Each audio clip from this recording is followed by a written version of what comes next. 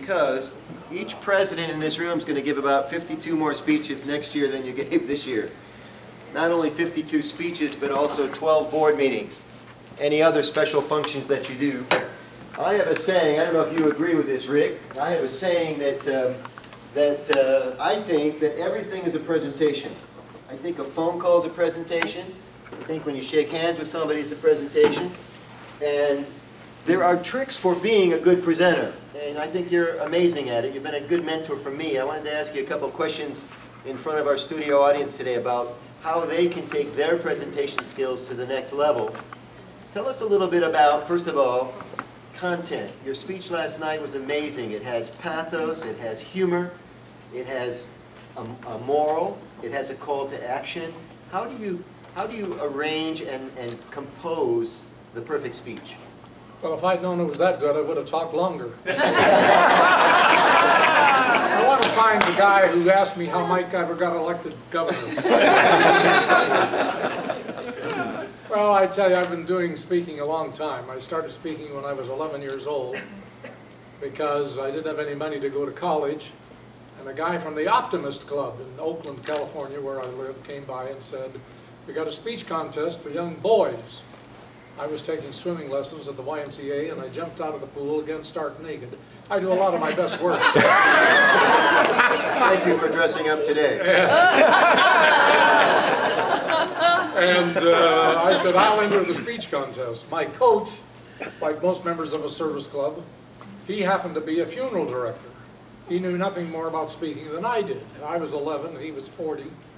So we went to the downtown library, wrote a speech, and he said, I want you to rehearse it in this auditorium where he has funerals. And there were people dead in there, lying in their caskets, waiting for their service. I'd never seen a dead person. And this is what he said to me. He said, "Rick, I want this speech to raise the dead." And I thought, if it does, I'm out of here in a hurry. You have to decide. I believe the fundamental question is, what is the purpose of your speech? What are you trying to accomplish? What are you doing? If you're just wasting people's time, then of course it'll come across that way. Some speeches inform and educate. Other speeches entertain. Other speeches motivate and inspire. And you have to decide what is the fundamental purpose and objective of this speech. When I speak at multi-district pets, and I speak at a lot of them every spring, my purpose is to inspire and motivate more than anything else. And I believe that people are motivated more by not what they heard during your speech, not by what you said so much, as by how they feel when you're done. How they feel is what motivates them to a course of action. And if I were a club president, my purpose when I give any kind of a talk or presentation, and I think Mark is correct, and actually I feel a little bit not so inspired to be talking to this group because you've got one of the premier speakers of the Rotary world as your governor next year. And even if it was a close vote, you're lucky to have him. Thank you, I think. Tell us a little bit about humor. You use humor to great effect. We see a lot of bad humor in speeches, people pretending to be funny or trying to be funny. I don't know that humor can be taught. Should everybody have a go at humor? I would say no. I think humor is good if you can be self-deprecating in your humor, if you can tell a funny story about yourself. If you get to a point where all you're doing is saying to the audience, okay, now listen, I'm going to tell a joke, that's bad, in my opinion. In other words, the story I told last night actually really happened to me. The whole thing, from stepping out of the sauna with a towel around me that wouldn't reach. Naked. Yeah, naked. And my wife saying, I see you had every free meal they offered you. She said, I can remember the whole content. I was in Nigeria not so long ago, and I gave a speech on a Saturday night, and a bunch of people lined up to shake my hand. And there was a 10-year-old boy waiting to shake my hand, all dressed up in a suit, a tie, and a shirt. And he said, Mr. President, that's the worst speech I ever heard in my life. And I was a little taken back by this, but I thought, what the heck, he's only 10, what does he know? A few other past district governors grabbed my hand, and they said, President Rick, it was a great speech. I saw this kid standing in line a second time. And I thought, okay, his mother's made him come back to tell me he's sorry for what he said. Stands right in front of the podium with a lot of self-esteem, and he says, I want to make sure you heard me the first time. That's the worst speech I ever heard in my life. And I thought, I got to chastise this kid, because I know some people think that, but you're really not supposed to say it when you think it. But the past district governor grabbed my head and said, President Rick, don't pay any attention to this kid. He didn't even hear your speech. He just likes to go around the room listening to what all the other people are saying, and he likes to pass it on. So that's the sort of humor you can infuse in a talk. If something funny happened to you on your way to the Rotary Club that day, somebody thought you were a Kiwanian or something, you can tell that in your speech. But I don't like people who say, now I'm going to tell a joke, so listen, because it sort of turns me off. I like it if it can be a little bit self-deprecating. Good. Thank you, sir. Let's talk about another central idea in the world of speaking, which is anxiety, nervousness, especially for new presidents. You'll be hosting your first meeting officially after July 1st sometime, and I promise you, you'll feel different on the first one than you will on the 45th or the 41st. What techniques do you have for people to settle down a little bit and relax into the presentation so they're not nervous? We, after all, do not want to appear nervous as leaders, because then it sets a bad tone for the rest of the club, right? So this confidence thing's important. I believe that what I've always done in my life when I get up and give a speech, as I did last night, is say to myself as I look at the audience, I like you. The first thing you got to do is focus on them. We all stand up and we say, I hope they like me.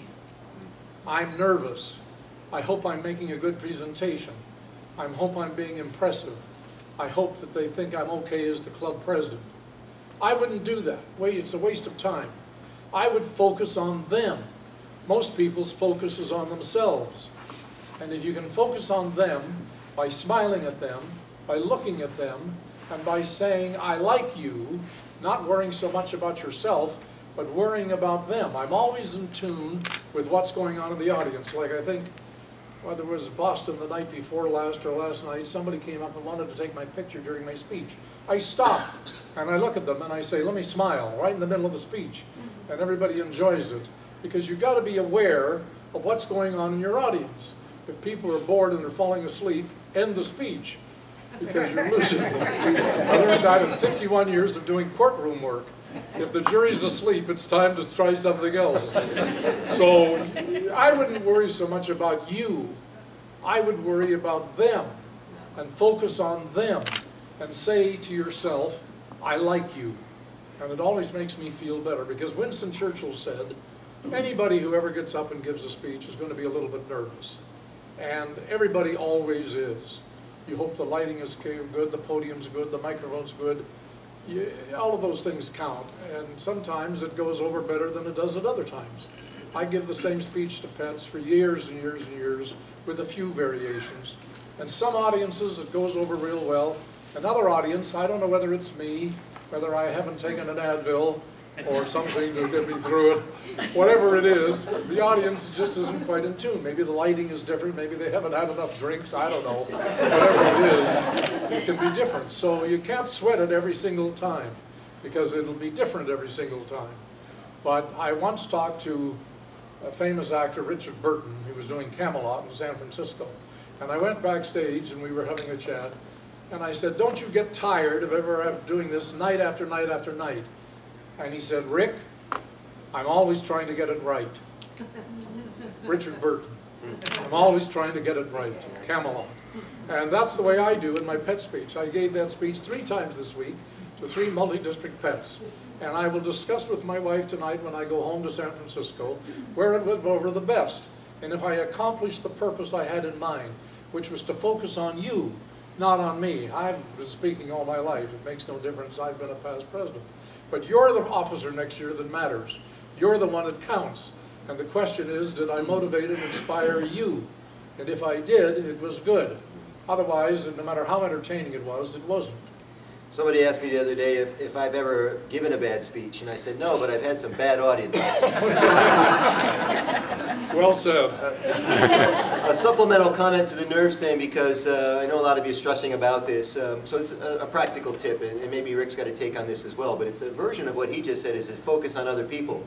Is that a lot of people getting ready to speak, they're fooling with their PowerPoint or their notes, or they're checking their hair in the bathroom. I find that it's very helpful to distract myself from my own emotions.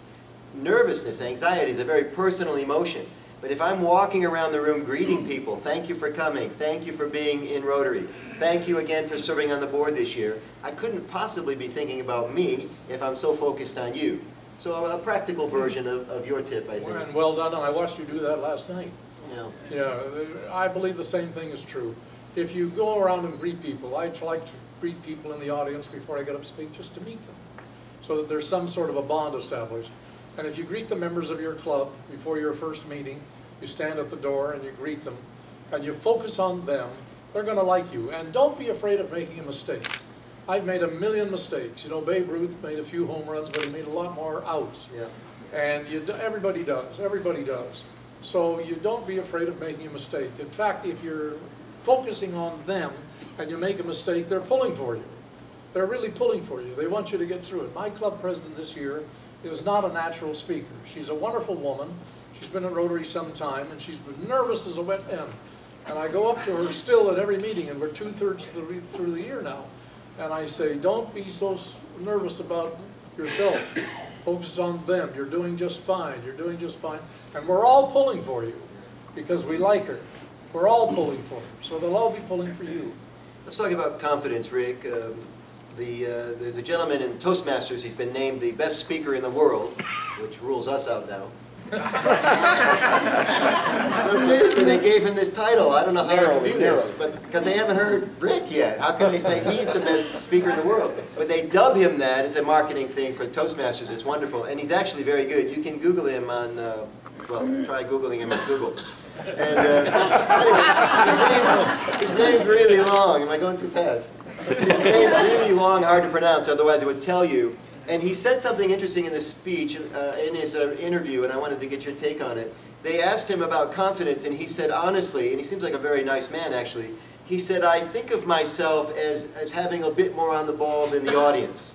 And I read that at first and I thought that sounded fairly, that's not confidence, man, that's arrogance, right?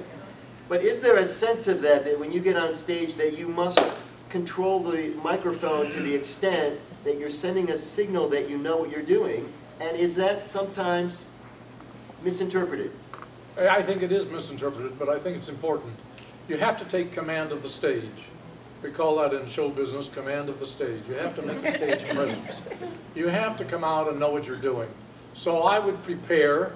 I don't like people who wing it. I remember in lots of courtroom work, I would see lawyers get up and they were obviously trying to wing it because they hadn't prepared. No matter how good I am and how many speeches I deliver, and every year I do a lot of them, all over the globe, I always prepare. Last night, before I gave my address, in my room, I went through all of my notes just to make sure what I was doing, even though I had just done the same speech, more or less, the night before in Boston, and the night before in Seattle. See, so it doesn't, you have to prepare. Because if you don't prepare, you're going to make some errors and you're going to be too nervous. Preparation is the key to the game. Now, I don't consider myself better than anybody else in the audience. I'm not sure I understand what this man means. I don't believe that I know more, and I don't believe that I'm any better. But I do believe that when it's my turn to speak, I should have something to say. It should be organized, prepared, rehearsed in my mind. I don't believe in reading a speech. I don't ever believe in reading it. I like to talk to the audience. Somebody came up to me last night and said, could I have a copy of your speech? And I said, no, because I don't have it written down, unless I'm speaking to the International Assembly or an international convention where it's got to be simultaneously translated. I don't read speeches. I like to talk to the audience. I like to talk to them about my stories, and I always believe it's good if you can have a story. So if you can tell us, I tell you, when I became president of my Rotary Club, a century ago, I didn't want to be president. I wasn't a very good Rotarian. And I missed the meeting where they elected the president. And I was in the bathroom in my law office when a client of mine, a construction guy, banged on the door and said, "Congratulations, Rick. You missed the meeting today and we elected you president-elect." I told that to my club the first meeting I had. I said, "This is how I got here. I was in the bathroom and I missed the meeting." And they all enjoyed that. They warmed up right away. And if you can do something similar about your experience in Rotary, or about your experience in life, or your experience with your spouse or your dog or whatever, your job, then it warms people up to you, and I think that's important to do. I don't believe in coming across as arrogant. I believe in coming across as sincere, because if you are, people will follow you. If you believe what you're doing is important, and believe me, I'm not here because they pay me a lot of money. I'm here because I believe Rotary is worth doing well. I've always believed that, and I believe that with everything in my body. So if you believe that, it will come across to your members. And I think that's the most important part of your speaking that you can possibly do. Great. I want to talk to you about how you get people to follow you. This is called the call to action in the speaking business. We have some people outside. You can welcome to come in. Come on in, Kevin. We got a few cheap seats left. Yes. So earlier we said that everything is a presentation, and I think that every presentation should have a call to action. So there's no point in just telling people something and saying, "We just wanted you to have this information." Because no matter what the information is, you want them to do something with the information. Am I correct? If it's a safety presentation, you want them to be more safe. If it's a membership presentation, you want them to go get more members. So let's talk about this important closing aspect. And I've heard the term weaving used, that you can weave the call to action throughout the talk. You kind of did last night. Tell us about the call to action and your recipe for success, because you had an amazing membership year when you were president. We asked every president to set a goal for membership, because we thought that was the way to achieve it. And frankly, it wasn't a novel idea with me. I got the idea from when I was on the polio committee, and we paid a New York fundraising organization a lot of money, millions of dollars, to teach us how to raise a lot of money. And they said, set a goal in every club. So we asked every goal in the world to set a goal in membership. And if you look in your program booklet, they're asking you to set a membership goal this year in your club. And last night, the way I did it, and you can do it differently if you like, is to say there are 4 steps you go through. First, you set the goal. If a club president doesn't set the goal, it won't get done. You set a numerical goal. Second, you develop a business plan on how to reach the goal. Excuse me, you mentioned numerical goal. Why is that important? That because if you don't have a number, you don't know whether or not you're a success. If you just say, we're going to do better in the membership, that doesn't mean anything. If you get 1 member, I guess you've done better, but it's not really what we want. That's right. Any business needs to set a goal that's specific. I believe in specific goals. Then you say, how are we going to do it? Well, there are a lot of ways, and I could come back sometime and do a membership seminar on how you achieve membership. What I did in my small club was assign, as a club service assignment, a membership duty and obligation to every member of the club for every month of the year. In other words, we had just a small club, and I said to 2 guys, your job is to bring in a new member in July. 2 other members, your job is to bring in a new member in August. And made it a club service assignment. A club service assignment of membership in the club. Now, some of them didn't do it in July, some of them traded months, some of them didn't do it at all. But the fact is that a lot of them did, and we tripled our membership. So that's the way it worked for me. But there's a lot of ways to go out and develop a membership plan. Third, you got to work the plan every week at the club meeting. If you ignore it, if you don't take time to work the plan, you won't succeed. You have to make it an emphasis. I had a chart up at the beginning of the head of the club in the restaurant where we met on our membership for each week and a month and how we were doing, July, August, September, October, November, and how we were doing, because it was an important objective for me to increase the membership in that club. And finally, I recognized with plaques, somebody said at the district conference, if a dog walked by wagging his tail,